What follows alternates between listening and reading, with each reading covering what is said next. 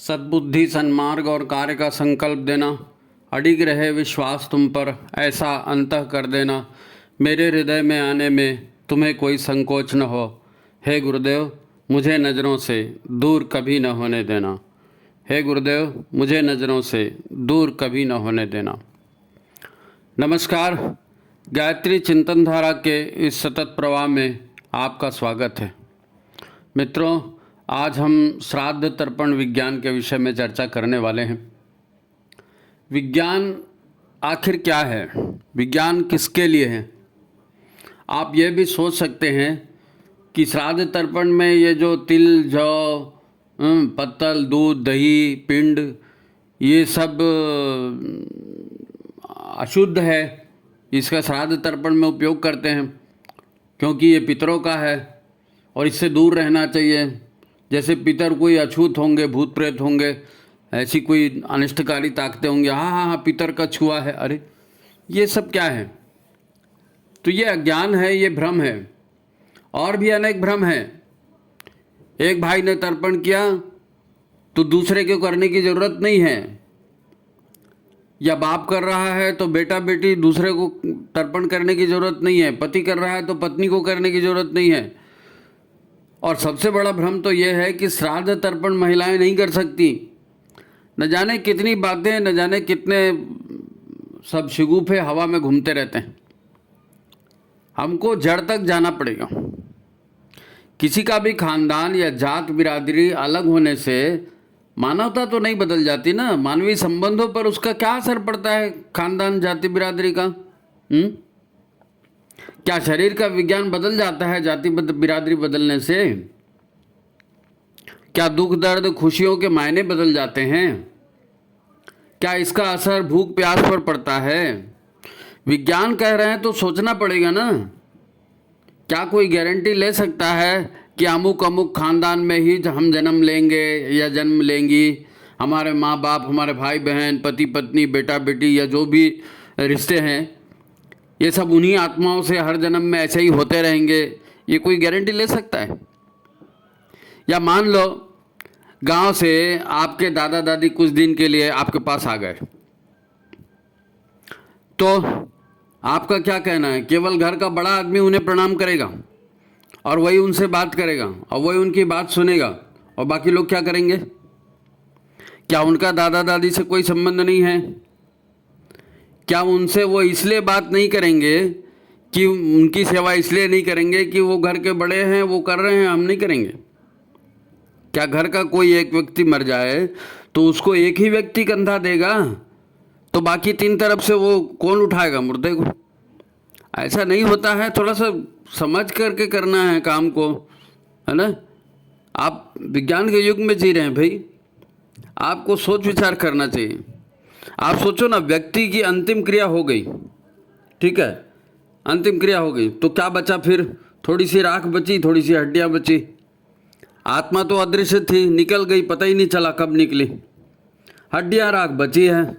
अब उसको लैब में ले जाके चेक करवाओ ना, क्या मिलेगा उसमें? कार्बन मिलेगा, कुछ और केमिकल मिलेंगे, और उनका भी विश्लेषण करोगे तो अणु परमाणु मिलेंगे, और उसको भी कुछ तोड़ोगे तो केवल ऊर्जा मिलेगी। ऊर्जा के वाइब्रेशंस मिलेंगे केवल परमाणुओं की जगह। तो फिर मनुष्य क्या बचा? ऊर्जा की तरंगे, चेतना, कुछ बचा मनुष्य में? विज्ञान क्या बोलता है? तो ये जो भी हम कह रहे हैं, इसमें 1% भी झूठ है क्या?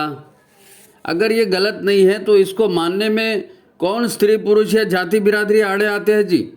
नहीं, हमारे यहाँ इसको नहीं मानते हैं। नहीं मानते, हमारे यहाँ नहीं मानते, क्या मतलब है? विज्ञान आपके लिए बदल जाएगा? क्या आप यह कह सकते हैं कि हमारे जात में आत्मा शरीर छोड़ती ही नहीं?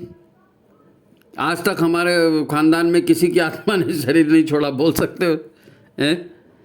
या कितना भी जलाओ, हमारे शरीर, हमारे खानदान में शरीर किसी का जलता ही नहीं, कोई पंच तत्वों में बंटता ही नहीं। अरे ऐसा नहीं होता। ये विज्ञान की बात है, समझदारी की बात है। हमारे यहाँ क्या कहते हैं वो ठीक है, या विज्ञान कह रहा है वो ठीक है?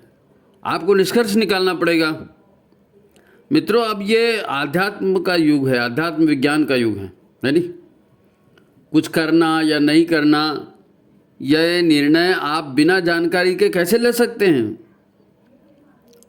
सिर्फ लोग कहते हैं इसलिए हम भी कहने लगे, ये तो कोई बात नहीं हुई।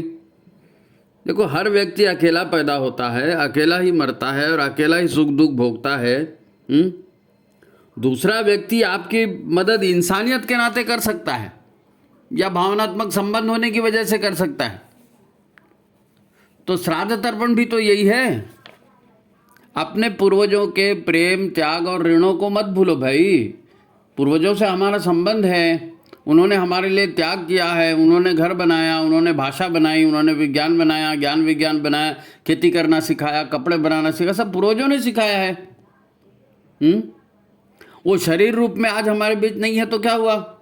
भावना और चेतना के रूप में, ऊर्जा के रूप में उनका अस्तित्व इस संसार में आज भी है और आगे भी रहेगा। दरअसल हमारे समाज में ये आत्मा शब्द है ना, इसने बड़ा घोटाला कर दिया है। अब प्रचलित शब्द है आत्मा, सभी लोग उपयोग करते हैं, पर उससे कन्फ्यूजन हो जाता है थोड़ा। मेरे विचार से आत्मा की जगह ना चेतना या कॉन्शियसनेस कहना चाहिए। आत्मचेतना, सेल्फ कॉन्शियसनेस शब्द का उपयोग करने पर बात अच्छे से समझ में आएगी। चेतना या आत्मा कोई वस्तु नहीं है, ये कोई पिंड नहीं है, इसका कोई आकार प्रकार नहीं होता है नहीं? आकार के रूप में इसकी कल्पना मत करना। वो परमात्मा चेतना है ना, सर्वव्यापी है, उसी का एक भाग है ये चेतना हर प्राणी में अलग इसलिए नजर आती है क्योंकि चेतना तो एक ही है, अलग नजर इसलिए आती है कि चेतना का यह अंश अलग अलग कामनाओं, अलग अलग भावनाओं, अलग अलग इच्छाओं, संकल्पों की ऊर्जा के बंधन में बंधा है।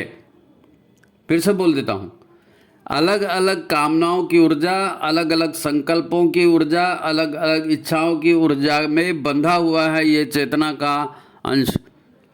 इन कामनाओं, इच्छाओं, अहंकार ने चेतना को लपेट कर रखा है।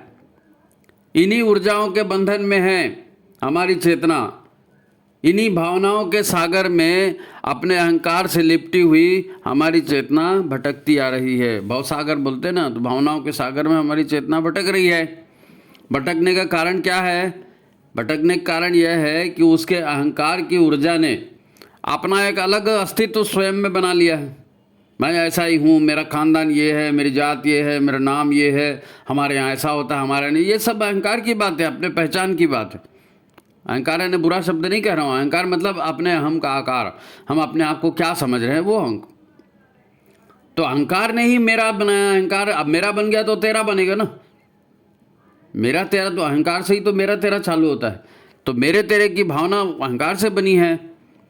विशेष तरह का शरीर यह अहंकार से बना है। आपकी स्त्री युक्त भावना रहेगी तो महिला के शरीर में जाएगी चेतना, अगर पुरुष युक्त भावना रहेगी तो पुरुष के शरीर में जाएगी।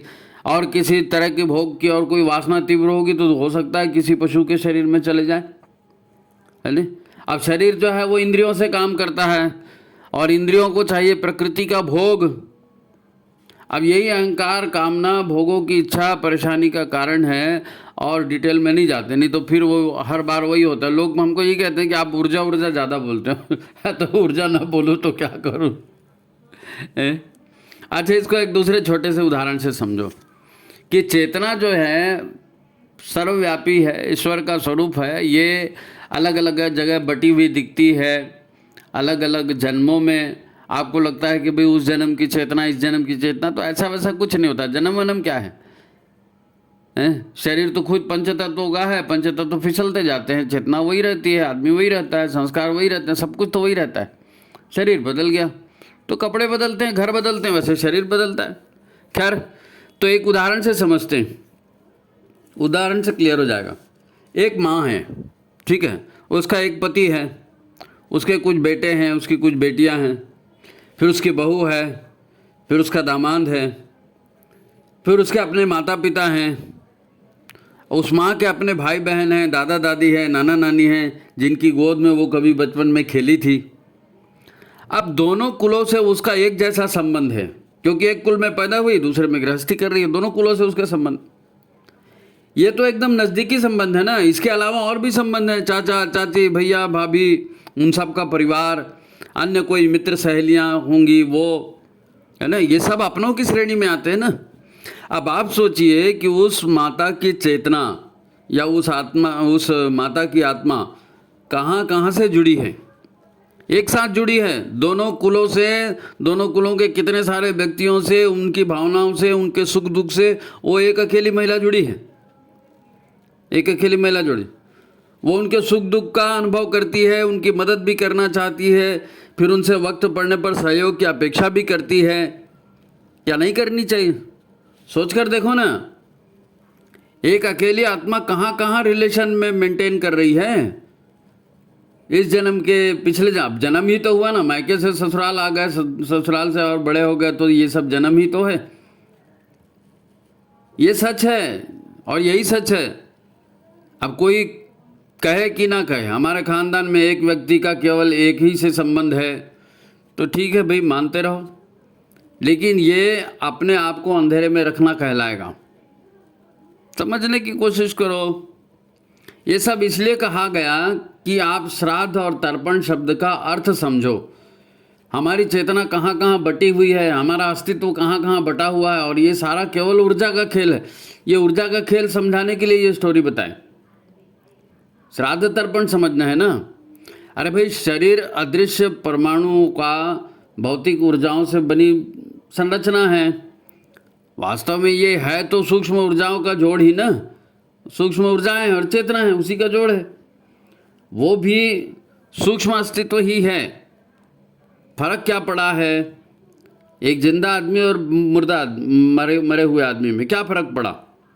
आप मर गया तो आदमी जला दिए ना, तो आदमी खत्म हो गया क्या? नहीं, जिंदा आदमी था, उसमें 5 तत्वों का शरीर था, अब आग में जला दिए, पृथ्वी तत्व राख वाख में बदल गया, और जो जल था वो भाप बन के उड़ गया। तो पंच तत्वों में 3 तत्व, 2 तत्व चले गए, 3 तत्व तो बचे हैं ना, और चेतना ऑलरेडी बची है। तो शरीर का रूप बदल गया, स्थूल शरीर से सूक्ष्म शरीर में आ गया, बाकी है तो सब वही। तत्व 2 तत्व ही तो अलग हुए हैं, यानी हमारे अस्तित्व का दिखना बंद हुआ है, मगर हम तो खत्म नहीं हुए। आप किसी व्यक्ति को मान लो घर से निकाल दो, उसने घर छोड़ दिया, घर से निकाल दिया, फिर उसके कपड़े भी उतार दो, तो क्या हुआ? व्यक्ति मर गया? अरे व्यक्ति नहीं मरा, घर गया, कपड़े गए, नाम गया, इज्जत गया, बाकी सामान गया, वो सब ठीक है, मगर आदमी, उसका जीवन वो तो बाकी है ना। ये सच है। शरीर छूट गया तो क्या हो गया? आदमी तो बाकी है, जीवन तो बाकी है, यही सच है। अब जब ये बात समझ में आ गई कि शरीर और चेतना सूक्ष्म ऊर्जा ही है, अहंकार, कामना और भावनाओं का विराट सागर है, उसमें जीवन बिता रही है। बस 5 तत्वों से शरीर बनते हैं, बिगड़ते हैं। ऊर्जाओं के समन्वय के आधार पर होता है, जैसी ऊर्जा रहेगी वैसे शरीर बन जाएगा। अब दूसरा पक्ष देखो, दूसरा पक्ष देखो, हमारे संबंध किनसे हैं? ये ऊर्जाओं से है, वहाँ तक तो ठीक है। अब हमारी पृथ्वी भी एक है, पृथ्वी हमारी माता है, उसका अपना शरीर है। जिस शरीर पर हम रहते हैं, पृथ्वी माता का शरीर ही तो है ना। अब ये भाद्रपद महीना चल रहा है, श्राद्ध पक्ष है नी, तो हमारे जहाँ जीवन के लिए ये सर्वोत्तम महीना माना जाता है, भाद्रपद महीना। वर्षा लगभग पूर्णता की ओर होती है नी। हर तरह की वनस्पति उग जाती है, हर तरह के कीट पतंग, जीव जंतु, है ना, उग जाते हैं, सबके जीवन लहलहाने लगते हैं प्रचुर मात्रा में। ऐसे समय में ये कहा जाता है कि हमारी धरती माता है ना, उसका भी मातृत्व उभार पर होता है।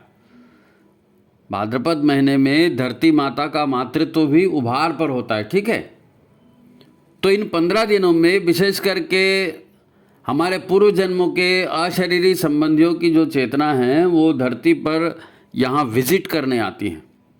माहौल अच्छा है ना, जीवन से भरपूर माहौल है, अपनों की याद आती है, तो वो आते हैं इन 15 दिनों में धरती पर विजिट करने के लिए, अपने खानदान के जो वंशज हैं उन लोगों से मिलने के लिए। ये विजिट, ये भेंट ऊर्जा के चेतना के स्तर पर है। स्थूल शरीर तो उनके पास है नहीं, और अगर है भी तो वो दूसरे शरीर में व्यस्त हैं, उनकी चेतना का एक भाग आ रहा है। आपको उस माता को उदाहरण मालूम है ना, वो एक अकेली महिला कहाँ कहाँ संबंध बना के रखा हुआ है उसने, है नी, सबके सुख दुख से जुड़ी है ना। आपको माता का उदाहरण याद है ना, 2 कुलों की कितनी सारी आत्माओं को जीते जी संभालती है, उनका कुशल क्षेम सहायता लेती है, देती है। आप कल्पना कर सकते हैं एक लड़की मायके में जाती है तो क्या क्या होता है। तो वैसे ही अब ये हमारे पूर्वजों की आत्माएं हैं, भाद्रपद महीना है, धरती का मात्र तो उभल रहा है, सब जीवन फल फूल रहा है, तो वो भी आते हैं अपनों से मिलने के लिए। बस वही बात है, हमारे पूर्वजों की चेतना आती है, विशेषकर उस तिथि पर आती है जिस तिथि पर उसने उस शरीर को छोड़ा था, उस परिवार को छोड़ा था। सर्वपितृमोक्ष अमावस्या तक वो उन लोगों से मिलती है ना। कई जन्म हो गए ना, तो कई परिवारों में उसने जन्म लिया, कई परिवारों में उसकी मौत हुई, तो उन तिथियों में उन परिवारों में जाके अपने जो नियर एंड डियर हैं, जो उनके प्रेमी लोग हैं, उनसे पास जाती है, मिलती है ना। उनसे कुछ अपेक्षा होगी तो उसकी कामना करती है कि भाई मेरे को ये चाहिए, ऐसा मिल जाए, वैसा मिल जाए। लड़की आती है ना सब मैके में, तो क्या क्या डिमांड करती है, वैसे वो भी अपने बच्चों से, अपने पूर्वजों से डिमांड कर, अपने वंशों वालों से डिमांड करते हैं। एक विजिट है 15 दिन का, है ना। इसीलिए इस पक्ष को जो है ना, इन 15 दिन का इस पक्ष को बड़ा महत्व है। अच्छा, आज हम सब शरीर में हैं। अब पिछली बार भी शरीर में थे ना, पिछली बार मौत के बाद हमको ये शरीर मिला है, हमको लगता है कि मैं ये शरीर हूँ और यही मेरी ज़िंदगी है बस, क्योंकि पिछला याद नहीं है, भविष्य मालूम नहीं है, तो मैं एक ठोस पिंड हूँ। ये इतना सच नहीं है। हमारा जो है ना, हमारा भी अपना एक ऊर्जा शरीर है भाई। ये पिंड खाली शरीर थोड़ी है, चेतना है ना, और सूक्ष्म भावनाएं, कामनाएं, वो सारा सूक्ष्म शरीर वो भी तो है ना। तो हमारा अपना भी एक ऊर्जा शरीर है, उसमें दिमाग नहीं है, लेकिन इच्छा, भावना, कामना, ये सारी ऊर्जाएं तो है ना। जैसे हमारे शरीर के डीएनए में, शरीर में खून होता है, मांस होता है, तो उसका डीएनए होता है ना। डीएनए मतलब कुछ प्रॉपर्टीज़ होती हैं, रासायनिक प्रॉपर्टीज़ होती हैं जो वंशानुवंश चलती हैं। बोलते हैं ना, एक खानदान का डीएनए अलग होता है। तो ऐसे हमारे डीएनए में हमारे पूर्वजों के अवशेष आज भी हैं, जिंदा है।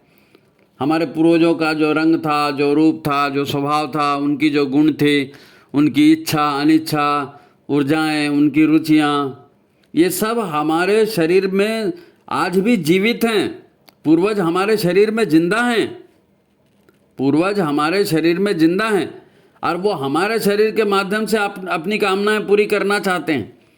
तो पितर पक्ष में उनकी कामनाएं पूरी कर दो, तो बार बार आपके पीछे नहीं पड़ेंगे। पितर पक्ष में उनकी कामनाएं पूरी कर दो, नहीं तो उन्हीं के हिसाब से आप जीते रहोगे, तो आप अपनी ज़िंदगी कब जियोगे। आपको अपनी ज़िंदगी नए रूप में जीना है ना, अपनी चेतना का विकास भी करना है। तो पितर पक्ष में जब पितर आ रहे हैं तो उनकी कामनाओं को पूरा कर दो, है नहीं। अच्छा, हमारा संबंध मातृ पितृ कुल के गुणों के अलावा, है ना, माता पिता के गुण आ गए डीएनए में ना, तो उसके अलावा उस जमीन से भी होता है, धरती माता से भी होता है। वो धरती माता भी हमारे अंदर जिंदा है। धरती माता, उसके सूक्ष्म संस्कार, ये हमारे शरीर में जिंदा हैं। आप एक उदाहरण से समझियो, एक बंगाली परिवार है, एक मलयाली परिवार है, तेलुगु परिवार, मराठी परिवार, या राजस्थानी परिवार है, पंजाबी परिवार, बहुत सारे परिवार है ना, बहुत सारे लोग रहते हैं जमीन से जुड़े हुए, अलग अलग लोग, है नी। किस प्रकार उस मिट्टी की ऊर्जा से उनका जुड़ाव होता है। सब अपनी मिट्टी से जुड़े होते हैं। हमको महाराष्ट्र जाना है, हमको केरल जाना है, हमको पंजाब जाना है, वो हमारा घर है, हमारा गांव, ये भावना रहती ना। अब एक पंजाबी परिवार को, एक मलयाली परिवार को, एक बंगाली परिवार को, वो कहीं भी जाए, वो खास ढंग से रहना पसंद करेगा, वो खास ढंग का कपड़े पहनना पसंद करेगा, वो खास तरह का भोजन पसंद करेगा। और एक भात खाने वाले को रोटी खिला के देखो, रोटी खाने वाले को और इडली खिला के देखो, ये नहीं होता। उनको वही खाना चाहिए, उसके सिवा उनका पेट नहीं भरेगा, क्योंकि मिट्टी से जुड़ा हुआ मामला है, ये खानदान से जुड़ा हुआ मामला है, मिट्टी के संस्कारों से जुड़ा हुआ मामला है। एक खास तरह की लाइफस्टाइल है, वो उसको ही पसंद करता है, क्योंकि वो मिट्टी, वो समाज, वो संस्कार, ये हमारे शरीर में जिंदा हैं। हमारे शरीर में, जिसको मैं कह रहा हूँ ना, तो मैं मराठी हूँ, मैं बंगाली हूँ, मैं हूँ, तो मेरे अंदर वो पूरा वो पूरी मिट्टी जो है ना, धरती माता, वो पूरी मेरे अंदर जिंदा है। आप मानो या मत मानो भाई, आपकी मर्जी। लेकिन एक है विदेशों में कोई, मान लो आप विदेश गए, वहाँ कोई अपने तरह का बोलने वाला, अपने प्रांत का कोई व्यक्ति मिल जाए तो 2 मिनट में हमको वो अपना सगा अनुभव लगने लगता है। क्यों सगा अनुभव लगने लगता है? कि वो हमारी मिट्टी से, हमारी माँ से जुड़ा हुआ है। कारण कोई ढूंढता नहीं, पर हर जगह कारण है। कार्य और कारण का संबंध होता है, और ये सूक्ष्म ऊर्जाओं के रूप में संबंध होता है। प्रकृति का प्रकृति से, ऊर्जा का ऊर्जा से, चेतना का चेतना से संबंध बनता है। और इन संबंधों को निभा करके हम एक दूसरे की सहायता करते हैं। अब श्राद्ध क्या है? श्राद्ध क्या है? सबका सम्मान करो, उन्हें अपना मानो, उनके प्रति श्रद्धा की भावना रखो, उनकी सेवा करो, उनकी तृप्ति के लिए जो जो उनको कमी है ना, वो पूरी करो। यही तो श्राद्ध तर्पण है भाई। हम अपने पूर्वजों के नाक नक्शे, उनकी चमड़ी का रंग, उनके डीएनए, उनके गुण सबको धारण किए हुए ना, किए कि नहीं? पूर्वजों के सारे गुण हैं, उनकी छोड़ी हुई विरासत और उनकी छोड़ी हुई प्रॉपर्टी मुकदमे लड़ लड़ के हासिल करते हैं। और आप कहोगे कि हम उनका श्राद्ध तर्पण नहीं करूँगा भाई। बाप की प्रॉपर्टी हो गई, 2 बहनें 2 भाई, मान लो बहनों को नहीं दिया, भाइयों को दे दिया, तो बहनें केस करती हैं, नहीं बाप की प्रॉपर्टी में हमारा भी हिस्सा चाहिए। तो बाप को श्राद्ध क्यों नहीं करोगे? बाप को श्राद्ध क्यों नहीं करोगे? प्रॉपर्टी में हिस्सा चाहिए और उसको श्रद्धा नहीं दोगे? नहीं मैं नहीं करूँगी। हाँ तो मत कर भाई, तुम्हारी मर्जी। चलो, तो ये श्राद्ध तर्पण की बात। थोड़ा सा कर्मकांड को समझ लो इसका, है नहीं? कर्मकांड को भी समझना जरूरी है नहीं? मेन बात यह है कि हमारे पूर्वज जो कुछ करना चाहते थे, वो जो जानना चाहते थे, वो जो पाना चाहते थे, वो जीते जी नहीं कर पाए। क्यों नहीं कर पाए? क्योंकि कामनाएं, वासनाएं बहुत सारी रहती हैं, अहंकार तेरा मेरा चलते रहता है, और कब जिंदगी खत्म हो गई पता ही नहीं चलता ना, है नहीं? अब वो चाहते हैं कि हम जो जीते जी नहीं कर पाए वो हमारे बच्चे पूरा करें। अधिकतर व्यक्ति शरीर छोड़ते समय इस बात का दुख मनाते हैं कि उन्होंने इतना बढ़िया मानव जन्म पाया, इतना बढ़िया मानव शरीर पाया, मगर भोग विलास में बिता दिया है। जीते जी हम अपनी नकारात्मकता नहीं छोड़ सके, हम साधना के रूप में, साधक के रूप में अपना जीवन नहीं जी सके, हम सद्ज्ञान नहीं प्राप्त कर सके, विद्या अध्ययन हमने नहीं किया है। देव सेवा करके आत्मोन्नति हम कर सकते थे, वो हमसे नहीं हो पाई है। आज भी मरते हुए आदमी को जो है नहीं राम राम सुनाते हैं ना, गीता सुनाते हैं, मरे हुए आदमी के नाम से फिर भागवत कराते हैं। क्यों कराते हैं? क्योंकि हर आदमी की इच्छा होती है कि वो ज्ञान प्राप्त करे, ज्ञान ही उसको मुक्ति दिलाता है ना। अब शरीर रहते हुए तो इंसान इंद्रियों के वश में हो जाता है ना, जब इंद्रियां छूट जाती हैं तब समझ में आता है। तो शरीर छूटने पर ही अनुभव होता है। अब बेचारा बोल नहीं सकता, कर नहीं सकता, तो आ रहा है, तो उसकी जो कामनाएं हो सकती है उनको पूरा करने की कोशिश हमको करनी चाहिए, क्योंकि अब शरीर उसके पास है नहीं। वो सोचते हैं काश हमें भी ज्ञान मिल जाता, हम भी निकृष्ट भाव ऊर्जाओं से मुक्त हो सकते थे, पर अब क्या है, तो कुछ नहीं हो सकता। तो अब क्या करते हैं? अब विद्वान सज्जनों को ढूंढते हैं, है ना, उनसे आशीर्वाद चाहते हैं। विद्वान सज्जन बोलो, ब्राह्मण बोलो, है ना, उनके आशीर्वाद चाहते हैं कि अभी हमको उनकी कुछ ऊर्जा मिल जाए, कुछ तप मिल जाए। फिर उनके नाम से ब्रह्म यज्ञ किया जाता है। हम तपस्या करते हैं अपने पूर्वजों के लिए, गायत्री मंत्र के अनुष्ठान करते हैं, भागवत आदि कराते हैं, उसका पुण्य लाभ अपने पूर्वजों को देते हैं, ताकि उस सकारात्मक ऊर्जा का लाभ उनको उस अशरीरी जीवन में मिल सके, या उस दूसरे शरीर में भी अगर वो जी रहे हैं तो उसमें वो मिल सके, है नहीं? उनके लिए भी और स्वयं अपने लिए भी हम तर्पण करते हैं। यम तर्पण करते हैं, देव तर्पण करते हैं, ऋषि तर्पण करते हैं। ये जो भी क्रियाएं हम करते हैं ना, इनके पीछे देवताओं के, ऋषियों के आशीर्वाद की कामना होती है ना। आप हमारे पूर्वज हो, हम आपके इच्छानुसार चलेंगे, आप अपना आशीर्वाद बनाए रखना, यही सब करते हैं। अब गौदान करना है, गौ सेवा करना है, तालाब बनाना है, वृक्षारोपण करना है, स्कूल खोलना है, या बाल संस्कार शाला आदि चलाना है। ये सब जो काम है, ये सब काम हम उनकी तृप्ति के लिए करते हैं, उनकी तृप्ति के लिए करते हैं। केवल कर्मकांड पर्याप्त नहीं होते, केवल भावना रखना पर्याप्त नहीं होता। नहीं जी मैं तुम्हारे से बहुत प्यार करता हूँ। अच्छा प्यार करते हो तो निभाओ ना भाई, निभाओ। तो अगर अपना समझते हो, प्रॉपर्टी में हिस्सा चाहिए, खानदान की पहचान चाहिए, सब कुछ चाहिए, तो माँ बाप के जो बुजुर्ग जो चले गए हैं उनकी इच्छाओं को भी तो पूरा करो ना। एक हाथ से ताली थोड़ी बजेगी। अब जहाँ तक कर्मकांड के मंत्रों की बात है नहीं, तो मंत्रों का शुद्ध उच्चारण निश्चित रूप से मायने रखता है। मंत्रों का शुद्ध उच्चारण होना चाहिए। अब ये जो तिल समर्पित करते हैं, जौ, घी, दूध, शहद, पिंड, फूल, चंदन, ये सब हमारी श्रद्धा और समर्पण के प्रतीक हैं। अब वो आदमी दिख ही नहीं रहा है, उसको क्या और कैसे समर्पित करोगे?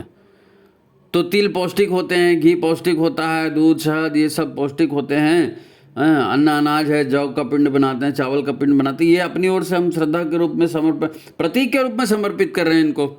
और कुशा से करते हैं। कुशा भी इस बात का प्रतीक है कि भाई हम जो कर रहे हैं वो पवित्रता से कर रहे हैं। पवित्रता भी इसमें बहुत प्रिय है ना, बहुत महत्वपूर्ण विषय है पवित्रता का।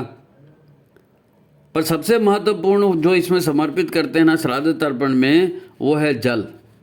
जल जल श्रद्धा पूर्वक समर्पण करते हैं। आपने भी देखा होगा, हमारे बड़े बुजुर्ग जो हैं नदी तालाब में कुछ जाएंगे, है ना, तो 2 हाथ अंजलि जल डालेंगे, फिर थोड़ा सा अपने ऊपर जल डालेंगे, फिर डुबकी लगाएंगे, फिर हाथ पर रगड़ेंगे, फिर उसके बाद 3-4 अंजलि जल जो है सूर्य को देखते हुए चढ़ाते हैं, पितरों के नाम से, सूर्य भगवान के नाम से, देव शक्तियों के नाम से। ये श्रद्धा समर्पित करते हैं।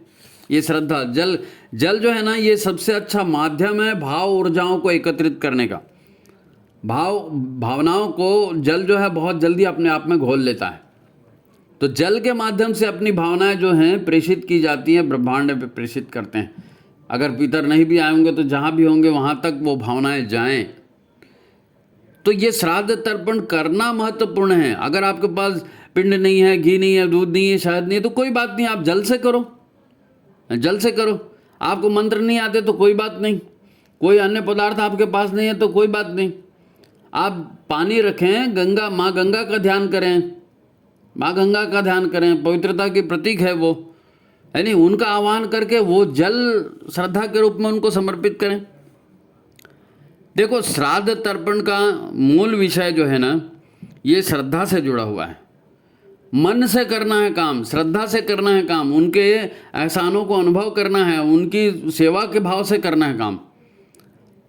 किसी दबाव से श्राद्ध नहीं होता, किसी डर की या भय की वजह से श्राद्ध नहीं होता। हम श्राद्ध नहीं करेंगे तो पितर हमारे नाराज हो जाएंगे, तो पितृदोष हो जाएगा, फलाना ठिकाना, तो ये दबाव से यार बात नहीं होती ना। श्राद्ध श्रद्धा से किया जाता है, शुद्ध भावना से किया जाता है।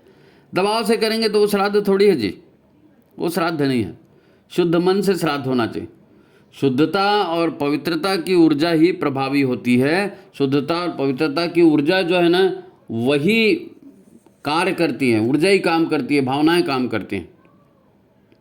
अरे ये संसार ऊर्जा है, आप भी ऊर्जा हो, मैं भी ऊर्जा हूँ, हमारी चेतना भी ऊर्जा है? और ये ऊर्जा जिस पैकेट में बंद है ना, जिस शरीर में बंद है, जिस आकार में बंद है, वो एक संरचना है, वो भी ऊर्जा से बनी है। वो भी ऊर्जा से, जैसा स्वभाव था, जैसी भावना थी, जैसी कामना थी, वैसा शरीर बन गया, वैसे पैकिंग बन गई। हमारे जो है आत्म चेतना की पैकिंग है हमारा शरीर ना, एक बंडल है ये, है नहीं। अब लोग कहते हैं ना, मेरे कई बार बोलते कि सर आप बार बार ऊर्जा ऊर्जा बोलते हो। अरे तो ऊर्जा नहीं बोलूँ, ऊर्जा तो शक्ति है ना, आदि शक्ति तो ऊर्जा ही है, ऊर्जा स्वरूप ही है, उसी से सब निर्माण हुआ है नहीं। आपका शरीर वो ऊर्जा है, आपकी चेतना है वो भी ऊर्जा है। ये ठोस जगत संसार जितना दिख रहा है, ये कोई सत्य थोड़ी है। सत्य तो ऊर्जा ही है, प्रकृति और परमात्मा। प्रकृति भी सूक्ष्म है, परमात्मा भी सूक्ष्म है? अब वो भावना के अनुसार काम होता है, लेकिन काम शक्ति से होता है, उसी को ऊर्जा कहते हैं, है नहीं। आपके स्वभाव, आपकी रुचियाँ, है नहीं, जो भय उत्पन्न होता है, जो प्रसन्नता के लक्षण दिखते हैं, ये सब पूर्वजों से, है ना, पूर्वजों के अनुभव से हमको मिलते हैं, है ना।